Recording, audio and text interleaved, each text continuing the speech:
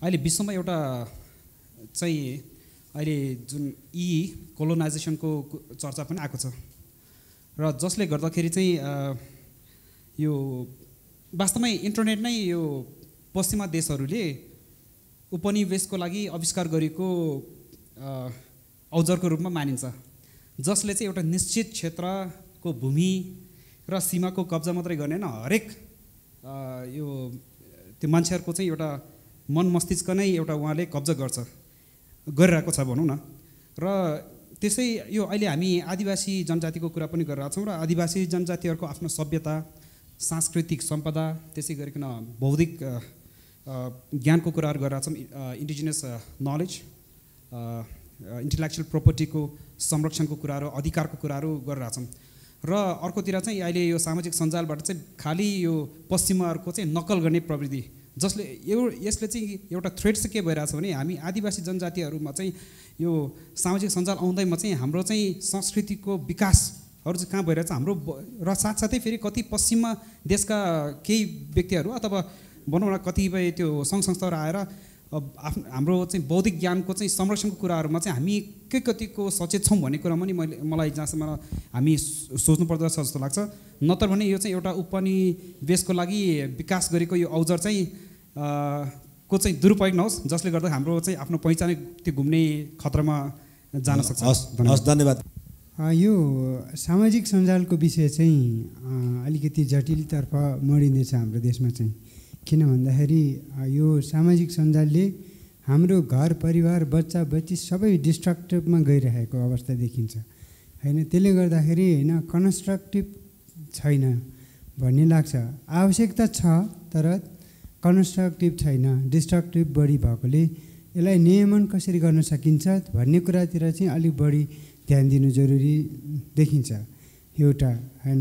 किन भन्दाखेरि यो सामाजिक सञ्जालले र यो इन्टरनेट प्रविधिको प्रयोगले हामीलाई विश्वमा एकै ठाउँमा चाहिँ जोडिएको भए पनि अब हाम्रो जस्तो देशमा, हाम्रो सांस्कृतिक विविधता भएको देशमा यसलाई चाहिँ कसरी प्रयोग गर्ने भन्ने एउटा चाहिँ यो नियमन निर्देशिका जस्तो पनि आउनु जरुरी छ जस्तो लाग्छ। त्यो भयो भने मात्रै हाम्रो नेपालको जुन बहुभाषिक, बहुसांस्कृतिक, बहुधार्मिक यो जुन हाम्रो देश आदिवासी जनजातिहरूले जुन भरिएको देश छ यिनीहरूलाई पनि सहयोग पुग्छ।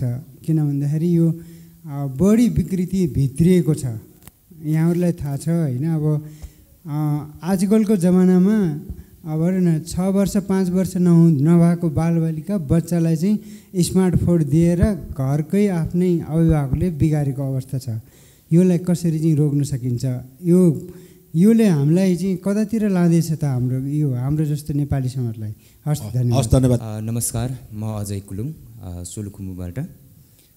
मेरो चाहिँ सानो जिज्ञासा बाबुराम सर र दिनेश ढले सरलाई छ। यो विशेष गरी हाम्रो सरले भने जस्तै सामाजिक सञ्जाल जुन एउटा सकारात्मक पक्ष त छँदै नै छ, यो सँगसँगै धेरै नकारात्मक पक्षहरू पनि आइरहेको छ। यो जस्तो सामाजिक सञ्जाललाई, फेसबुकलाई, युट्युबलाई प्रयोग गरेर मान्छेको मानहानिको कुराहरू, चरित्र हत्याका कुराहरू गर्ने, जस्तो पार्टीको कार्यकर्ताहरूकै कुरा गर्ने हो भने त अर्काको पार्टीको नेतालाई, नमरेको नेतालाई पनि रिपसम्म लेख्ने, यस्तो प्रचलनहरू जुन चाहिँ नराम्रो प्रवृत्ति चाहिँ आइरहेको छ। यसलाई समाधानको निम्ति अहिले ठ्याक्कै कानुनी प्रावधान के छ र यसलाई जरैसँग समाधान गर्नको निम्ति सरकारी तर्फबाट सम्बन्धित निकायले के पहल गर्न सक्छ भन्ने एउटा क्वेसन राख्न चाहन्छु। र अर्को दोस्रो क्वेसन चाहिँ हाम्रो पवन सरलाई राख्न चाहन्छु। जस्तो यो बिचमा हालसालै केही सामाजिक सञ्जालमध्येको चाहिँ एउटा सञ्जाल युट्युब कम्पनीहरू दर्ता गर्नुपर्ने अथवा युट्युबरहरूले चाहिँ नेपाल सरकारलाई 5 लाख तिर्नुपर्ने भन्ने कुराहरू पनि हल्ला सामाजिक सञ्जालमै आइरहेको छ। यो के हो? र विशेष गरेर यो सामाजिक सञ्जाल त आयो, तर यसको सम्बन्धित निकाय जस्तो पत्रकार महासङ्घ जस्तो नेपाल सरकारको तर्फबाट जस्तो अझै पनि गाउँठाउँको कुरा गर्ने हो भने सामाजिक सञ्जाललाई राम्रो गरी चलाउन सक्ने चाहिँ क्यापेसिटी भएको क्षमता भएको चाहिँ नागरिकहरू पाउन सक्दैनौँ। जस्तै चाहिँ मैले फर इक्जाम्पल दिइसकेँ, कुनै पनि पार्टीको कार्यकर्ता रिस उठ्ने बित्तिकै अर्काको चाहिँ रिप लेख्ने फोटो माथि गएर, त्यो त एउटा मानहानि जुन चाहिँ हुन्छ होला मेरो विचारमा। यस्तो कुरालाई चाहिँ कसरी सहजीकरण गर्ने र सम्बन्धित निकायले यसलाई कसरी व्यवस्थापन गर्ने? Thank you. हस् धन्यवाद छ। खास गरिकन यो सूचना प्रविधि विधेयकको प्रश्न पनि गर्नुभएको छ नेपाल पत्रकार महासङ्घका सचिवज्यूलाई। छोटोमा ल प्लिज। सामाजिक सञ्जालको बारेमा अलिकति भन्न मन लाग्यो चाहिँ नेपालको सन्दर्भमा चाहिँ अलिकति यो अलि ठिक हुँदैन, किनकि सायद सहरीय क्षेत्रको लागि चाहिँ यो ठिकै होला, तर नेपाल चाहिँ धेरै ग्रामीण भेगमा केन्द्रित भएको हुनाले ग्रामीण भेगमा हाम्रो यो सामाजिक सञ्जाल पुर्याउँदाखेरिको शिक्षामा भएको घाटा चाहिँ कसले बिहोर्ने भन्ने कुरा हो। किनभने जसले गर्दाखेरि हाम्रो चाहिँ शिक्षा मात्रै नभएर आदिवासी ज्ञान, आदिवासीसँग भएका सबै चिजहरू चाहिँ यसले खाएको छ। एउटा कोठाभित्र थुनिएर बसिरहेको छ, त्यही मोबाइलमा घोट्याएको छ। उसले न आफ्नो बाहिरको कल्चरहरू जुन आफ्नो संस्कार संस्कृति हेर्न पाएको छ, न बाउ आमाले त्यो छोराछोरीहरूलाई बताउन पाएको छ। यस्तो विषयमा चाहिँ हामी कतिको गम्भीर हुने भन्ने कुरा हो। हस् धन्यवाद छ। म यो प्रश्नको अरू प्रश्न त छैन होला अब होइन, प्रश्नको जवाब एकदम संक्षिप्तमा लिने कोसिस गर्छु। पवनजीबाट सुरु गरौँ। अब यस्तो छ, यसमा अब हामीले चाहिँ बालबालिकाहरू चाहिँ को आनी बानीमा परिवर्तन आयो, सामाजिक सञ्जाल प्रयोगको लत उनीहरू लाग्यो भनेर हामीले भनिरहँदाखेरि हामी बालबालिकाहरूको अगाडि कति बेर मोबाइल चलाउँछौँ आफूलाई पहिला हेरौँ।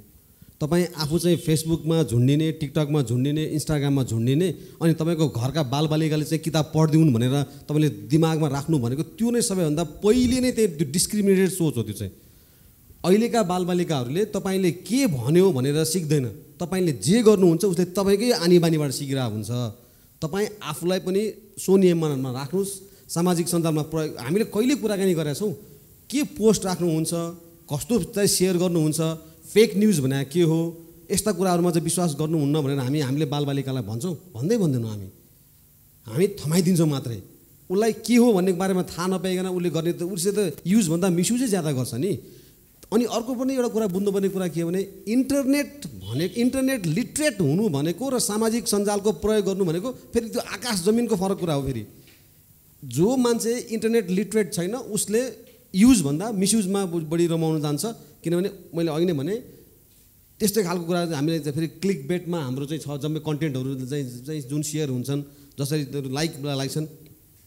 अहिले चुनावको बेलामा झन् बढी त्यो भएको छ होइन।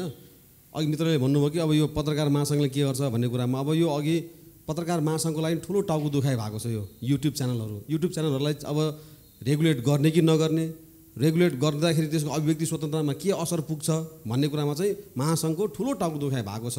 र तपाईँले भने जस्तो 5 लाख रुपियाँ लिएर मेरो युट्युब भनेको तपाईँको नेपाल सरकारले गरेर त्यो केही च्यानल हो त्यो, अनि त्यसको दर्ता गर्न चाहिँ नेपाल सरकारलाई किन पैसा तिर्नुपर्ने भन्ने कुरा चाहिँ हो। त्यो चाहिँ फेरि युट्युबले चाहिँ अब उसलाई तपाईँलाई सम्पूर्ण जो मान्छे तपाईँको जिमेलमा अकाउन्ट भएको मान्छेले च्यानल खोल्न पाउने अधिकारलाई सरकारले तैँले चाहिँ यसो गर्न पाउँदैनस्, 5 लाख रुपियाँ तिर्नुपर्छ भन्ने कुरा चाहिँ त्यो नियमनको हिसाबले सरकारी आँखाबाट ठिक होला।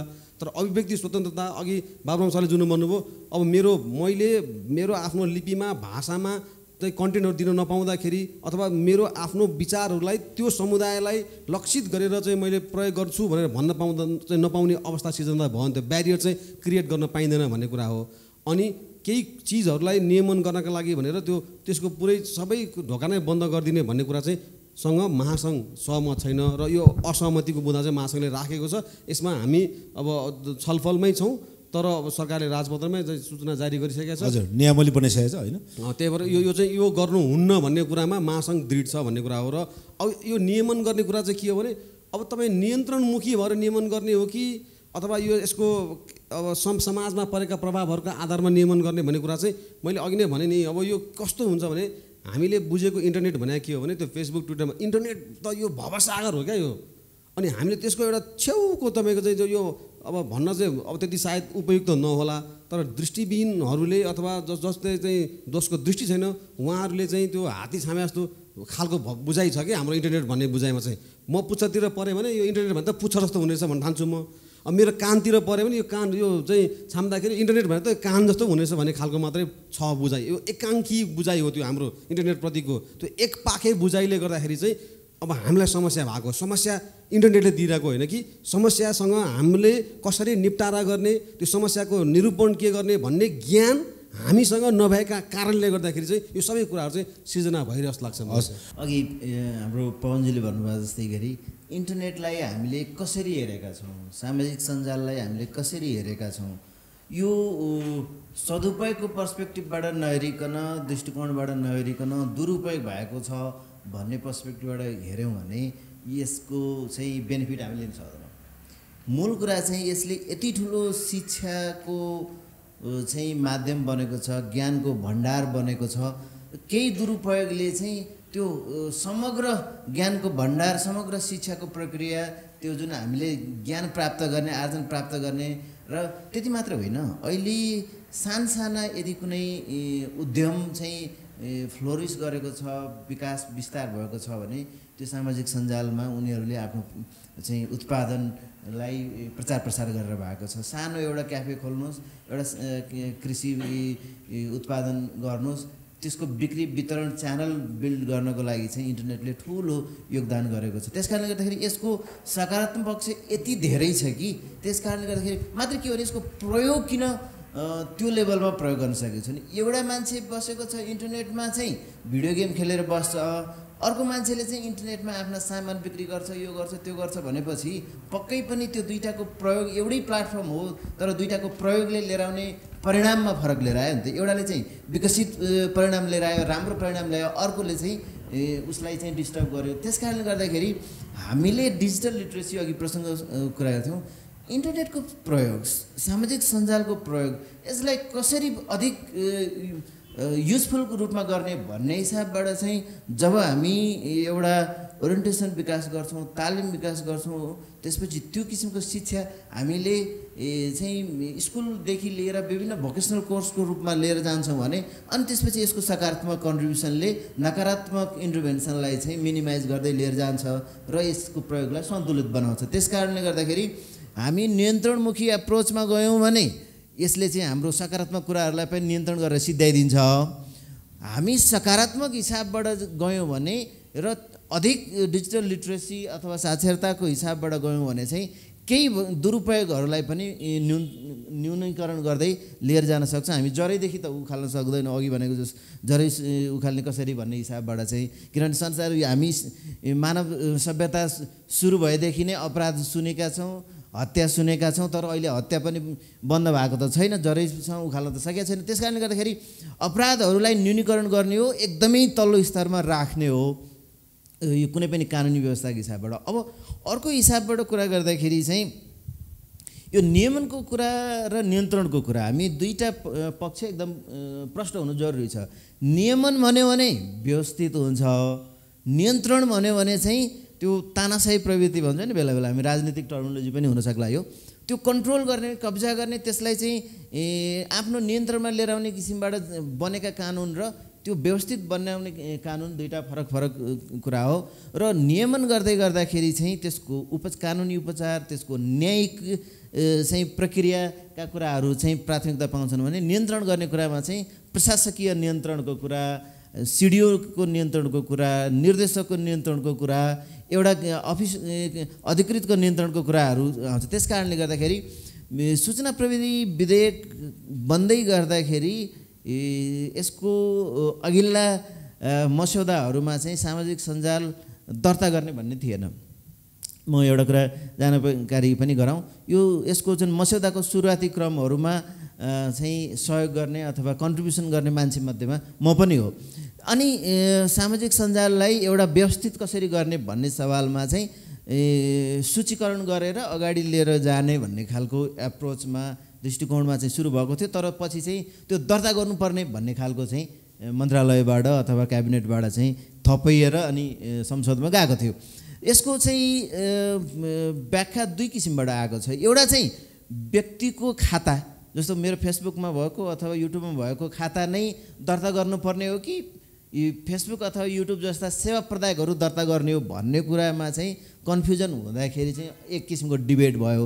सरकारले भन्न खोजेको चाहिँ कम्पनीहरू दर्ता भयो भने मैले उनीहरूलाई चाहिँ चाहेको हिसाबबाट चाहिँ नियन्त्रण गर्न सक्छु भन्ने थियो भने अर्को कुरा चाहिँ जति हामी नियन्त्रणमुखी भयौँ त्यसको सदुपयोग चाहिँ राम्रोसँग गर्न सकिँदैन किनभने यसले चाहिँ त एकदम तल्लो वर्ग जो चाहिँ ग्रासरुट लेभलको छ उनीहरूको पनि सहभागिता जसको पैसा छैन जस एकदमै शून्य लगानीमा चाहिँ अधिकतम अभिव्यक्ति स्वतन्त्रता मात्रै नभइकन व्यावसायिक संलग्नता पनि व्यक्त गर्न सकिने अघि मैले उदाहरण दिएको जस्तै उद्यमलाई जस्तो अहिले फेसबुकमा तपाईँले सामान राख्नुभयो भने बिक्री गर्नको लागि पैसा तिर्नु परेन नि त तपाईँको प्रचार प्रसारको लागि मार्केटिङको लागि जुन विज्ञापन गर्नुपर्ने कुरा त्यस्तो अवस्था आएन त्यस कारणले गर्दाखेरि चाहिँ आफ्ना यो अधिकतम सदुपयोग गर्नको लागि ठुल्ठुलाले त आफ्नै विज्ञापन फर्म छ आफ्नै मार्केटिङको टिम हुन्छ तर सानसानाको लागि त्यसमा लगानी गर्न सकेको हुँदैन त्यो हिसाबबाट चाहिँ सदुपयोग गर्न सक्ने एउटा प्लेटफर्म भएको कारणले गर्दाखेरि हो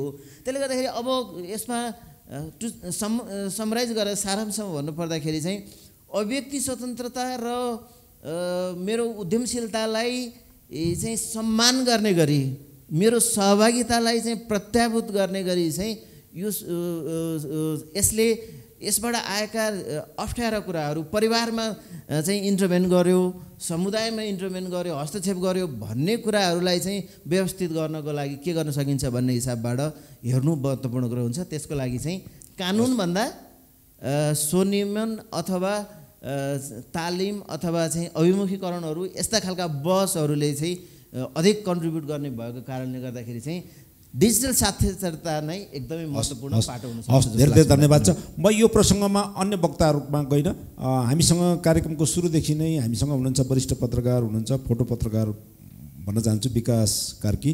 अहिले तपाईँले कार्यक्रमको छलफलमा सुनिरहँदाखेरि छलफलमा अरूको कुराहरू सुनिँदाखेरि तपाईँको मनमा लागेको केही कुरा छ भने अर्थात् हामी के निष्कर्ष निकाल्न सक्छौँ तपाईँको एङ्गलबाट?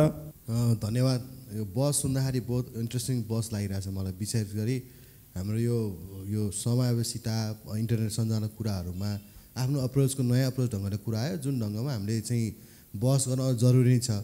सँगसँगै यो सामाजिक सञ्जालको कुराहरूमा चाहिँ जस्तो सामाजिक सञ्जाल प्रयोग कसरी गर्ने भन्ने चाहिँ धेरै जस्तो म वक्ताहरू भनाइमा म आएको कुराहरूमा के छ भने यो स्वयं आफूले कसरी गर्ने त्यसलाई कसरी लिने भन्नेमा सबभन्दा ठुलो इम्पोर्टेन्ट हो किनभने सामाजिक सञ्जालको सदुपयोग जतिको छ दुरुपयोग उत्तिकै भइरहेको छ र नेपाल सरकारको पछिल्लो आएको पोलिसी कुरा गर्ने हो भने नि नेपाल सरकारको नीतिगत कस्तो भयो भने केही कुराहरू दुरुपयोग भयो भने त्यसलाई ढ्यापै बन्दै गर्दै सिद्धियो के त्यो बन्दै गर्ने जुन एउटा चलन त्यो यो हाम्रो ब्युरोक्रेसीमा छ त्यसलाई अरू तरिकाले चाहिँ नियन्त्रण गर्ने अरू तरिकाले नियमन गर्नेलाई झन्झट छोडेर सबभन्दा सजिलो उपाय बन्द भन्दैपछि एकदम सजिलो छ। यो चाहिँ चेन्ज हुनु जरुरी छ र जहाँसम्म लाग्छ मलाई हाम्रो बाबुराम सर उठाउनु भयो डिजिटल लिटरेसी कुरा छ सामाजिक सञ्जाल अथवा चाहिँ डिजिटलको कुरामा गर्दाखेरि चाहिँ यो अहिले चाहिँ कस्तो जरुरी भइसकेको छ भने विशेष गरी अहिले यहाँ प्रश्न पनि उठिरहेछ हाम्रो बच्चाहरू चाहिँ 4 वर्ष 3-4 वर्षदेखि बच्चाहरू चाहिँ मोबाइलमा जाने केही कुराहरू तपाईँको मोबाइलमा मैले बच्चाहरू मोबाइलमा बिग्रियामा देखाएको छैन मोबाइलबाट सबै पनि देखाएको छु मैले किनभने उनीहरूको भाषागत तरिकाको हेर्ने हो भने पनि भाषाको कुरामा र चाहिँ जुन लेभलको उनीहरूसँग ज्ञान छ त्यो लेभलको ज्ञान सायद हामीले चाहिँ 20 वर्षपछि हामी 20 वर्ष हुँदा पाउने ज्ञान चाहिँ उनीहरूले 5 वर्षमा पाएको देख्छु मैले। त्यस कारणले यसलाई चाहिँ यसको सबभन्दा उपाय के भन्दाखेरि हामीहरूले सामाजिक सञ्जाललाई चाहिँ उच्चतम प्रयोग गर्ने हो र आफ्नो परिवेशको जसरी हाम्रो संस्कृतिको कुरा हुन्छ हाम्रो भाषाको कुरा हुन्छ हाम्रो चाहिँ समुदायको कुरा हुन्छ त्यसलाई उच्चतम प्रयोग गर्ने हो र यो नियन्त्रण गर्नुभन्दा नि मेरो के लाग्छ भने यसलाई जसरी बालबालिकाहरूलाई हाम्रो स्कुलहरूमा जसरी एउटा म्युजिक क्लास हुन्छ अथवा जुन लेभलको एउटा चाहिँ पार्सल जस्तो चाहिँ एउटा सब्जेक्ट छुट्टै छुट्याइन्छ त्यसरी नै यो डिजिटल लिटरेसी भन्ने सब्जेक्ट चाहिँ यो स्कुलमा इन्ट्रोड्युस गर्ने बेला भइसक्यो किनभने यो स्कुल लेभलमा जसरी हामीले सामाजिक सञ्जालको कुरा यो कुरा सत्य हो यो असत्य हो भने सामान्य साक्षरता बनाउन सक्यो भने सायद हाम्रो अब आउने जेनेरेसन यस्तो कुराहरू चाहिँ एक जेनेरेसन फिल्टर गर्न सक्छ र यो मिसइन्फर्मेसन अथवा मालइन्फर्मेसन जुन भन्छौँ यस्तो कुराहरूलाई हामीले नियन्त्रण गरेर समाजलाई एउटा सही ढङ्गमा र सामाजिक सञ्जाललाई समाजको विकास गर्ने ढङ्गमा चाहिँ हामीले चाहिँ यसलाई विकास सक्छौँ किनभने पछिल्लो समय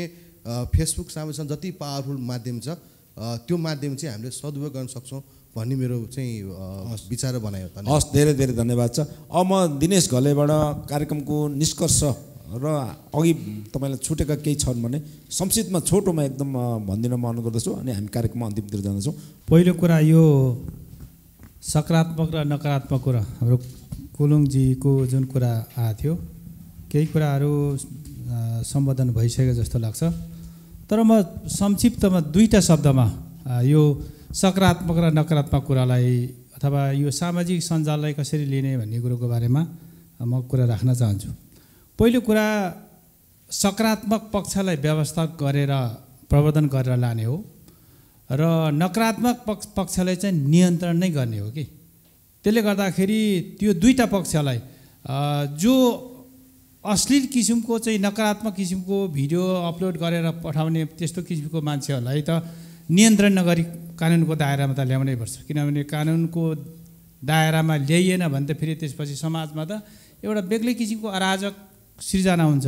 त्यसले गर्दा नकारात्मक कुरालाई कानुनको दायरामा ल्याउनको लागि नियन्त्रण नै गर्नुपर्छ र नियन्त्रण गर्ने भनिसके पछाडि नसिहत हुन्छ, जरिमाना हुन्छ, सजाय हुन्छ, यो सबै कुराहरू हुन्छ। अर्को सकारात्मक कुरालाई चाहिँ सामाजिक सञ्जाललाई कसरी नियमन गर्ने भन्ने कुरोको बारेमा चाहिँ वास्तवमा त्यसलाई व्यवस्थापन गर्ने कुराहरू, त्यसको सकारात्मक कुराहरूलाई लिएर त्यसको अझ विकास कसरी गर्ने र त्यसको विकासका आयामहरू कस्तो किसिमको गर्ने बनाउने भन्ने कुरोको बारेमा त्यसको नीति बनाएर पद्धतिगत रूपमा त्यसलाई अगाडि बढाउन सकियो भनेदेखि यसको सकारात्मक र नकारात्मक कुराको ब्यालेन्स मिल्न जान सक्छ भन्ने कुरा यो कुरा र समग्रतामा यो सबै क्षेत्रको सामाजिक सञ्जालमा पहुँच कसरी हुने भन्ने कुरोको बारेमा चाहिँ गम्भीर विषय छ र यो पहुँच हुनको लागि पहिलो कुरा के भने सामाजिक क्षेत्रको मात्रै मान्छे भएर भएन, समुदायगत रूपमा मात्रै भएन, राज्यको नीति र राज्य सरकारको सोच र उसको जुन विचार छ त्यो विचारमा सकारात्मक आउनु पर्यो। सकारात्मक सोच र विचार आयो भनेदेखि निश्चित रूपमा पनि यो सामाजिक सञ्जाल लगायतका हरेक क्षेत्रलाई के हुन्छ सम्बोधन गर्न सकिन्छ। सम्बोधन गर्ने कुरा भनेको एउटा मापदण्ड बनाउनै पर्छ, मापदण्ड बनाए पछाडि मात्रै त्यसको सम्बोधन गर्न सकिन्छ। हस् धन्यवाद छ। मेरो चाहिँ भनाइ के हो भने यो न्युक्लियर वेपन कस्तो हो क्या, अब तपाईँ त्यसलाई अब इनर्जीमा कन्भर्ट गर्नुहुन्छ कि एटोमिक बम बनाउने अथवा न्युक्लियर बम बनाउनलाई प्रयोग गर्नुहुन्छ भन्ने हो। युज मिसयुज भनेर चाहिँ त्यो हाम्रो आफ्नै हातमा छ होइन। अनि अर्को कुरा चाहिँ अब यो हाम्रो पुस्ता चाहिँ बिग्रियो भन्ने भन्दा पनि चिन्ता हामीलाई के भने अर्को आगामी पुस्ता बिग्रियो कि भन्ने चिन्ता जुन छ त्यो चाहिँ त्यति धेरै चिन्तित हुनु पर्दैन भन्छु म होइन। किनभने त्यो अब हुर्किरहेको पुस्तालाई बिगार्ने पनि हामी नै हो क्या। बच्चा 3 वर्ष 4 वर्ष पुगे हुन्न फेसबुक अकाउन्ट खोलिदिन्छ बाआमाले, त्यो के को लागि खोलेको त्यो नबुली चलाउँछ होइन। अनि सबै कुराको त मेमोरी त्यहाँ हुन्छ भन्ने खालको हिसाबले उसको सोच ठिक होला, तर सोच ठिक हुँदा हुँदै पनि तपाईँको के छ त्यो अब त्यो कोड अफ कन्डक्टले के भन्दो रहेछ भने मलाई पनि पैसामा थाहा थिएन। पछिल्लो मैले पहिला चाहिँ छोराछोरीको फोटो प्रोफाइलमा हालिरहन्थेँ क्या म भने, अनि पछि यसो पढ्दै जाँदा त्यो त हाल्न नहुने चिज रहेछ भनेर थाहा भयो क्या त्यसपछि। अनि मैले हाल्नु बन्द गरेँ मैले, अहिले म आफ्नो मात्रै हाल्छु मैले भनेको मतलब अघि के भने यो डिजिटल लिट्रेसीलाई हामीले जबसम्म इम्फासिस गर्ने र यसलाई चाहिँ बढावा दिँदैनौँ अनि तबसम्म त के हुन्छ भने यो के हो भन्ने नै भ्याउन पाइसकेपछि उसले यो रेडियोमा म पहिला सानो हुनेलाई म आफ्नै उदाहरण दिन्छु कि म रेडियोमा काम गरेको 20 वर्ष भयो, तर म पहिला बच्चा बेला हुने बेला यो यत्रो सानो जिनिसभित्र यो मान्छे कसरी छिरेर बोलिरहेको छ जस्तो लाग्थ्यो क्या। अनि म रेडियो फोर्नतिर लाग्थेँ म। अनि जब म आफै रेडियोमा काम गर्छु रेडियोले कसरी काम गर्दो रहेछ, इनर्जीको चाहिँ ट्रान्सफर्मेसन कसरी हुन्छ भने थाहा पाएपछि त म रेडियो फोड्दिनँ नि त म। अब भनेको यो के हो भने यसलाई मान्छेलाई शिक्षित बनाउनु पर्छ क्या। शिक्षाले नै सबै कुरा चाहिँ मिलाउँछ र फेरि अभिव्यक्ति स्वतन्त्रता भन्ने कुरा चाहिँ त्यो ठुलो कुरा हो। फेरि अब यसलाई अब नियमन नियन्त्रणको कुरा भन्दा त्यो अलिक माथि राखेर हेर्नुपर्छ भन्ने लाग्छ मलाई। र यो मैले भने नि यो चाहिँ कस्तो भने बाढी आएको बेलामा खोलो पनि तपाईँ के हुन्छ धमिलै हुन्छ र जब बाढी बिच चाहिँ आउँदैन त्यसपछि त बिस्तारै खोलो सँगै जान्छ। यो अलिक सामाजिक सञ्जालको प्रयोग दुरुपयोग भन्ने कुरा अलिक के छ हामीलाई पनि यो बाढी आएको छ सबै कुरा। अब कतिपय मान्छेलाई के लाग्छ होइन यो त म यसबाट आउट हुनु पऱ्यो कि हामी रियल वर्ल्डभन्दा भर्चुअल वर्ल्डमा बढी रमाइरहेछौँ कि भन्ने खाएको छ क्या। अब यो पनि एउटा बाढीको समय हो। यो केही समयपछि यो थेग्रिन्छ र माटो थेग्रिसकेपछि पानी सँगै हुन्छ, तर त्यति जेलसम्म चाहिँ हामीले चाहिँ धैर्य चाहिँ राख्नु गुमाउनु भएन भन्ने मात्र हो मेरो।